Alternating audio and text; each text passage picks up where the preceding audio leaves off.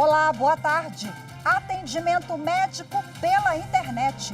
A Justiça de Cárceres, em Mato Grosso, desenvolve o projeto Saúde Digital, uma alternativa para a saúde integral da pessoa privada de liberdade. Essa iniciativa já apresenta resultados positivos. E é esse o destaque do Jornal da Justiça, primeira edição de hoje. E você vai ver também. Presidente do Supremo Tribunal Federal, ministro Luiz Fux, nega pedido do lobista Silvio Assis para faltar à CPI da pandemia. Mas analisou que, como Assis será ouvido na condição de investigado, tem o direito de permanecer em silêncio.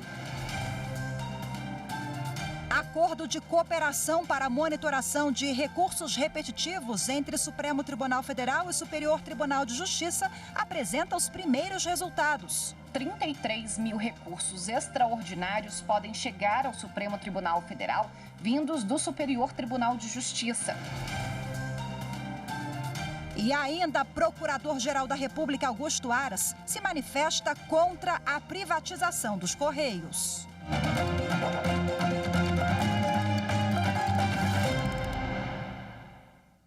O presidente do Supremo Tribunal Federal, ministro Luiz Fux, negou o pedido do lobista Silvio Assis para faltar à CPI da pandemia no Senado Federal, mas concedeu o direito do empresário de ficar em silêncio ao ser questionado sobre temas que possam incriminá-lo.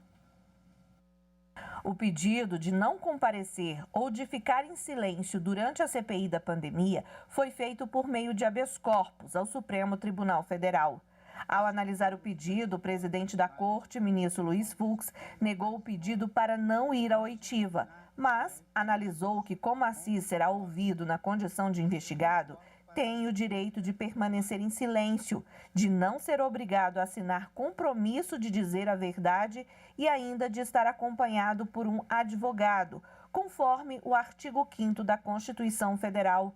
O empresário Silvio Assis foi convocado a prestar depoimento na CPI da pandemia pela suspeita de ter oferecido propina para o deputado federal Luiz Miranda, a fim de agilizar os trâmites no Ministério da Saúde para a contratação da vacina indiana Covaxin. O ministro Ricardo Lewandowski, do Supremo Tribunal Federal, deu 5 dias para que o Ministério da Saúde e a Conitec, que é a Comissão Nacional de Incorporação de Tecnologias no Sistema Único de Saúde, prestem informações sobre o protocolo de tratamento médico no contexto de enfrentamento da Covid-19. O ministro Ricardo Lewandowski, relator da ação, ele pediu as informações depois que o MDB entrou com ação no Supremo, alegando omissão do governo e pedindo em até 15 dias, ou prazo fixado pelo STF, uma diretriz de tratamento da doença. O partido argumenta ainda que essa falta de protocolo viola os preceitos fundamentais do direito à vida e à saúde, da dignidade da pessoa humana, da segurança, da liberdade, da ordem econômica e financeira. O ministro do Supremo Tribunal Federal, Ricardo Lewandowski, ele também negou o segmento da ação em que o Partido Liberal questiona uma norma da Secretaria de Patrimônio da União que estabelece regras de demarcação de terrenos da Marinha. O ministro Ricardo Lewandowski julgou inviável analisar a ação do partido porque o meio processual usado, a arguição de descumprimento de preceito fundamental, não é o mais adequado para o pedido. Segundo Lewandowski, a jurisprudência do STF não permite esse tipo de ação para analisar normas secundárias ou regulamentares. Isso porque o texto questionado é uma orientação editada pela Secretaria de Patrimônio da União, que estabelece diretrizes para demarcar terrenos da Marinha. A secretaria é vinculada ao Ministério do Planejamento, Desenvolvimento e Gestão. Na ação, o Partido Liberal questionou a validade da orientação da secretaria, que não teria competência para legislar sobre demarcações. Além disso, segundo o partido, a norma modificou o Decreto-Lei de 1946, que trata da matéria. Ao negar a ação, além de considerar inadequada, o ministro Ricardo Lewandowski considerou que a norma da secretaria não inova e não viola a Constituição Federal, porque apenas regulamenta uma lei de 98 e o Decreto-Lei. Ambas tratam sobre demarcação de imóveis da União e a competência da União para delimitar áreas da Marinha.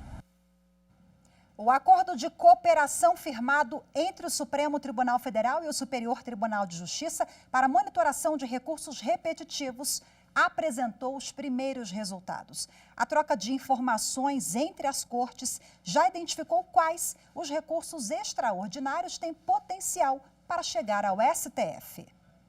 Segundo o levantamento, 33 mil recursos extraordinários podem chegar ao Supremo Tribunal Federal, vindos do Superior Tribunal de Justiça. A partir dessas informações, a Corte pode monitorar demandas repetitivas e avaliar a possibilidade de incluir os temas de repercussão geral no plenário virtual, como forma de agilizar a tramitação dos processos. O acordo de cooperação entre o STF e o STJ foi assinado no mês passado pelos ministros presidentes Luiz Fux e Humberto Martins. Em uma primeira pesquisa de dados, as equipes dos dois tribunais identificaram mais de 50 processos que já possuem tese fixada no Supremo Tribunal Federal, o que vai adiantar os julgamentos. A expectativa do STF é que, ao trocar constantemente informações com o Superior Tribunal de Justiça sobre demandas repetitivas, as cortes possam atuar antes mesmo de esses recursos chegarem à última instância do Poder Judiciário. A medida resulta em economia de tempo e de dinheiro público. O Procurador-Geral da República, Augusto Aras, é contrário à privatização dos Correios. A manifestação se deu em uma ação ajuizada pela Associação dos Profissionais dos Correios. No parecer, Augusto Aras explica que a PGR já havia se manifestado pelo conhecimento da ação e pela procedência parcial do pedido para que seja declarada a inconstitucionalidade parcial, sem redução do texto, do inciso da Lei de 1997, retirando da norma a autorização para privatizar os serviços postais e o Correio Aéreo Nacional da Empresa Brasileira de Correios e Telégrafos, a ECT. Nesta segunda manifestação, o Procurador-Geral ratifica o posicionamento anterior e explica que a Constituição Federal não possibilita a prestação indireta dos serviços postais e do correio aéreo, mas que o Decreto 10.674 deste ano autoriza a desestatização da ECT, inclusive quanto aos serviços postais.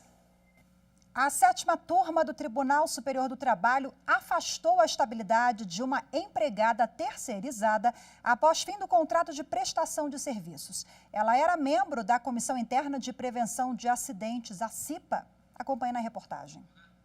A empregada trabalhava como auxiliar de serviços gerais na construtora Guima Conseco, em São Paulo.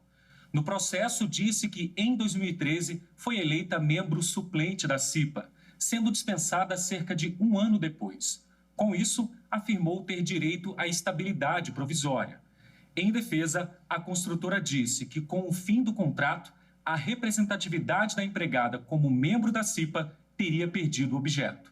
O Tribunal Regional do Trabalho da 15ª Região, em Campinas, afastou a condenação. Para o TRT, a estabilidade não é um direito personalíssimo e vinculado a uma condição pessoal do trabalhador, mas a atividade em determinado estabelecimento. Dessa forma, segundo o Tribunal Regional, nos casos de empresa que presta serviços terceirizados de limpeza e conservação, a CIPA somente tem sua razão no estabelecimento da tomadora dos serviços. No julgamento do recurso da empregada, na 7ª turma do Tribunal Superior do Trabalho, prevaleceu o voto do ministro Renato de Lacerda Paiva. Segundo ele, a estabilidade garantida aos integrantes da CIPA não é uma vantagem pessoal do empregado, mas uma garantia para o livre exercício das atividades inerentes à comissão. O ministro ressaltou ainda que a atuação da CIPA está intrinsecamente ligada ao funcionamento da empregadora. Acrescentou que o encerramento da prestação de serviços à empresa tomadora, estabelecimento para o qual a CIPA foi constituída, não há que se falar em arbitrariedade da dispensa de empregado, membro da comissão, razão pela qual cessa a garantia de emprego. Sendo assim, a 7ª turma afastou o direito de estabilidade da auxiliar de serviços gerais terceirizada, eleita membro da CIPA. E no próximo bloco, vamos falar sobre um projeto piloto da Justiça de Cárceres, em Mato Grosso, que tem garantido atendimento médico online na unidade prisional do município. Os detalhes, daqui a pouquinho eu volto já.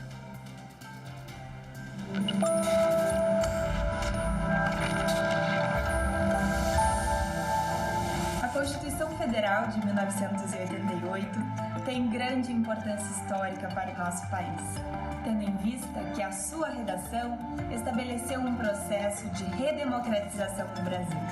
Além disso, a promulgação da Constituição Cidadã, como também é conhecida, marca a conquista e proteção dos direitos dos cidadãos brasileiros, tanto no âmbito coletivo quanto individual. A nossa Carta Magna prevê liberdades civis, os deveres do Estado e é elemento fundamental para a defesa do Estado democrático de direito.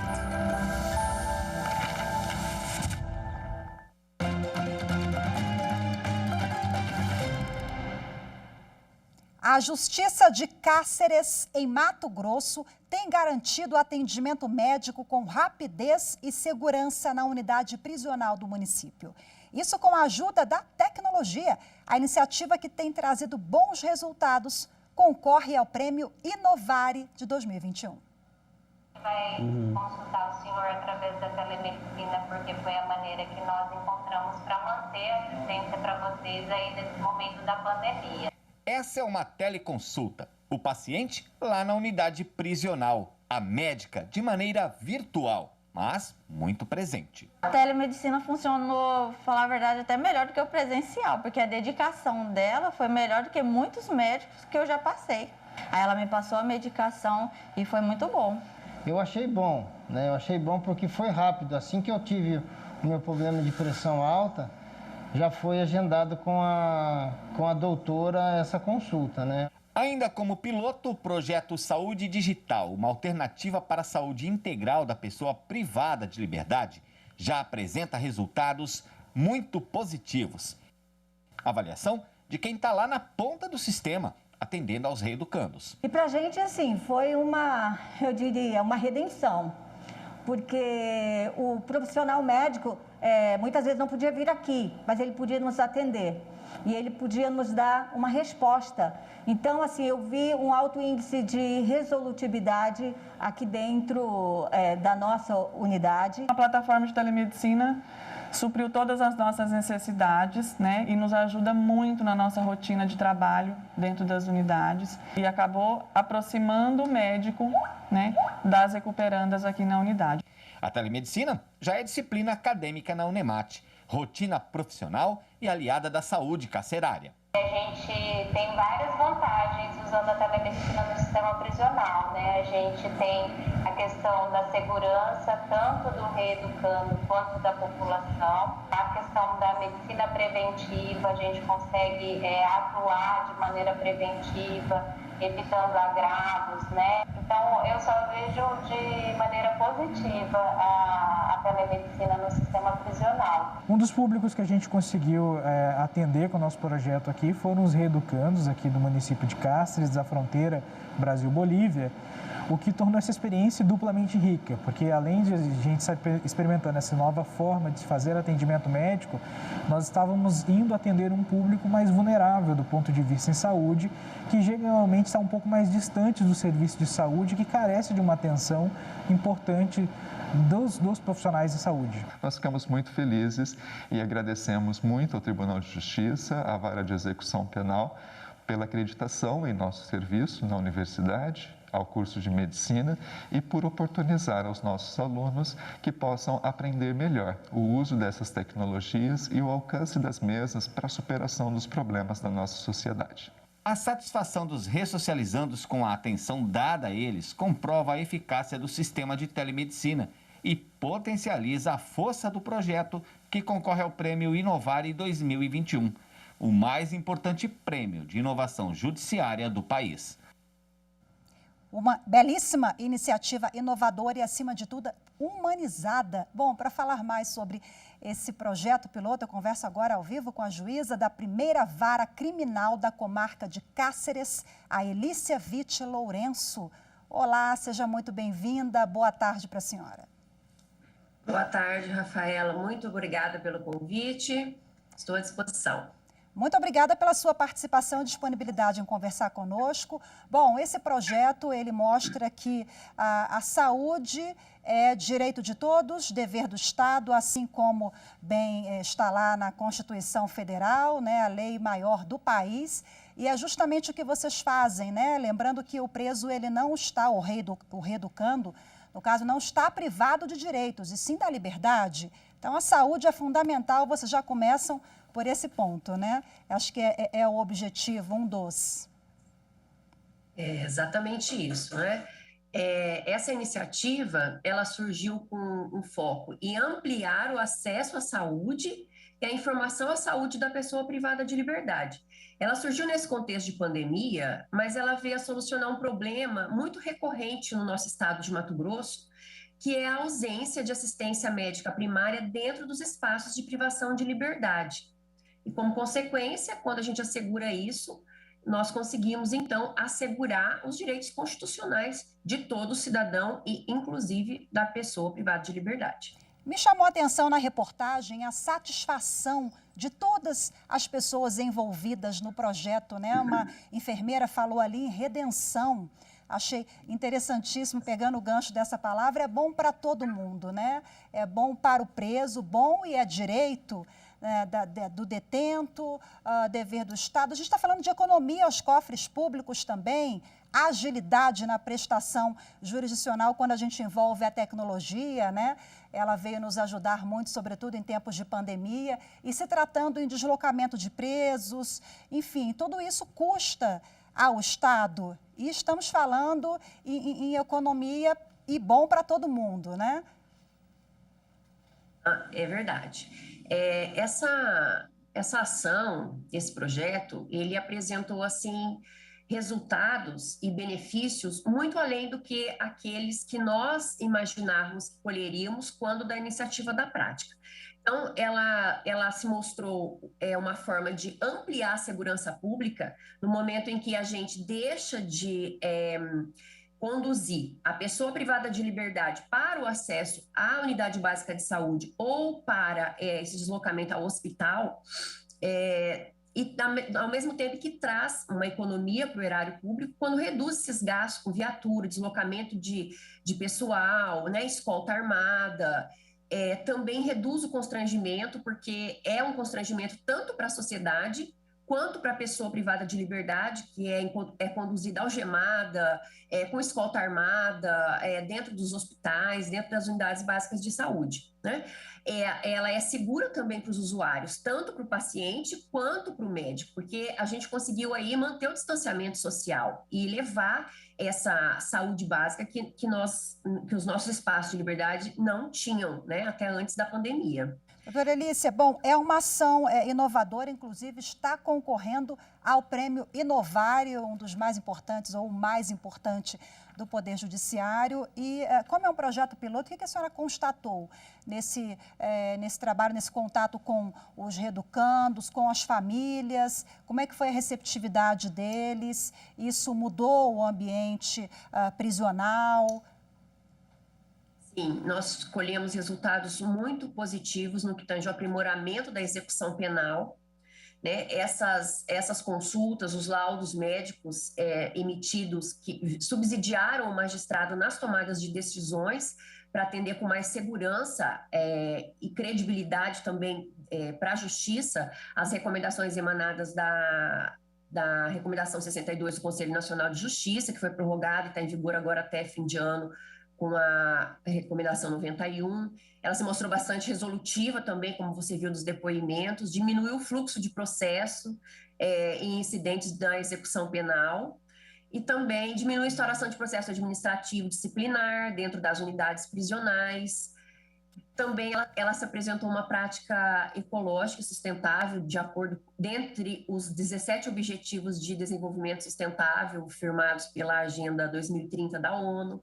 Então, nós colhemos, assim, resultados muito positivos e, principalmente, um ponto que você levantou, que é realmente a transformação do comportamento da pessoa privada de liberdade.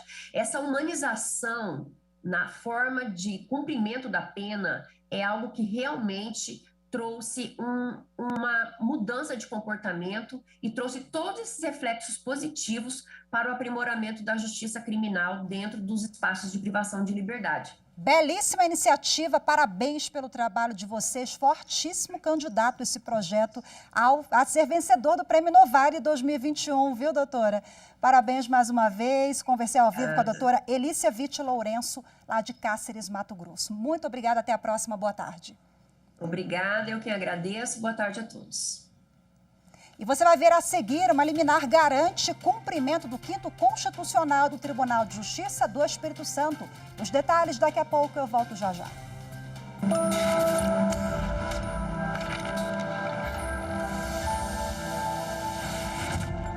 A Constituição é a lei maior de um Estado soberano e serve de bússola para o comportamento das pessoas físicas e a atuação das pessoas jurídicas que estão no respectivo território.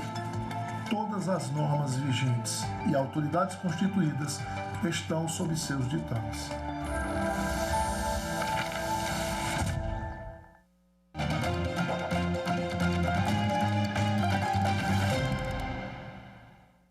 O Conselho Nacional de Justiça determinou a suspensão de editais para preenchimento de vagas de desembargador no Tribunal de Justiça do Espírito Santo, por não atenderem ao 5º Constitucional. A regra do 5º Constitucional prevê que 1/5 dos membros dos tribunais sejam advogados e membro do Ministério Público. No Tribunal de Justiça do Espírito Santo, atualmente, estão preenchidas 27 das 30 vagas de desembargador, sendo que uma delas é destinada a membros da Ordem dos Advogados do Brasil, com a aposentadoria do desembargador Álvaro Bourguignon. A decisão liminar do CNJ reconheceu que as seleções mantêm o descumprimento do 5º Constitucional. Por sua vez, a Corte explicou que 2 vagas de magistrados estão sem ser preenchidas desde 2015, devido às restrições orçamentárias do Judiciário, e a cadeira destinada à advocacia, antes ocupada por Bourguignon, ficou vaga apenas em setembro de 2020. Porém, conforme o CNJ, o Supremo Tribunal Federal já entendeu que é indiferente a ordem cronológica da abertura das vagas, uma vez que as do 5º não se confundem com as vagas da magistratura. Bom, e a gente lembra que o Supremo Tribunal Federal abriu inscrições para a escolha de 2 novos conselheiros do CNJ. As vagas são destinadas a desembargador de Tribunal de Justiça e a juiz estadual. Os magistrados serão escolhidos em uma sessão administrativa do Supremo e vão substituir os conselheiros Luiz Fernando Tomasi Keppen e Mário Augusto Figueiredo de Lacerda Guerreiro, que deixam o Conselho Nacional de Justiça em novembro. Os interessados devem se inscrever no site stf.jus.br/vaga CNJ, esse que aparece na sua tela, e enviar o currículo até o dia 19 de julho.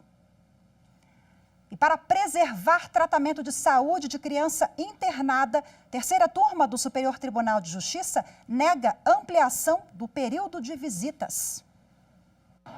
Com o objetivo de priorizar os interesses da criança e evitar prejuízos a tratamento intensivo de saúde, a 3ª turma do STJ negou habeas corpus impetrado pelos tios guardiões de uma menina que pretendiam ter o direito de permanecer com ela em tempo integral durante a internação hospitalar. Na decisão tomada por unanimidade, o colegiado considerou cabível a limitação das visitas em razão da ocorrência de sérios desentendimentos dos guardiões com a equipe médica, o que poderia colocar em risco o sucesso do tratamento da criança. De acordo com os autos, a criança tem hidrocefalia, depende de ventilação mecânica e está internada em hospital infantil.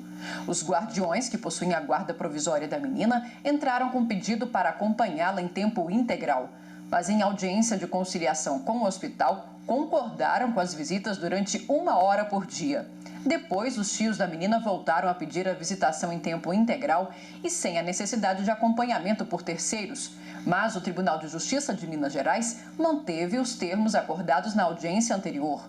No habeas corpus impetrado no STJ, os guardiões alegaram, entre outras coisas, que o tempo de visita definido na audiência é insatisfatório para o atendimento dos interesses da criança. O relator do caso, o ministro Marco Aurélio Belize, que já havia negado o pedido liminar dos guardiões em dezembro do ano passado, destacou que, de fato, o acompanhamento dos pais ou responsáveis durante o tratamento médico hospitalar em período integral tem expressa previsão legal no Estatuto da Criança e do Adolescente e no Estatuto da Pessoa com Deficiência. Mas nas situações em que a norma não promover concretamente a preservação dos interesses do menor, mas, ao contrário, colocá-la em risco, o regramento legal não poderá ser aplicado ou deverá ser flexibilizado para que o direito e os melhores interesses da criança sejam efetivamente preservados. E hoje ficamos por aqui. Muitíssimo obrigada pela sua companhia. Uma ótima tarde para você. Temos um encontro marcado amanhã. Eu te espero. Até mais. Tchau, tchau.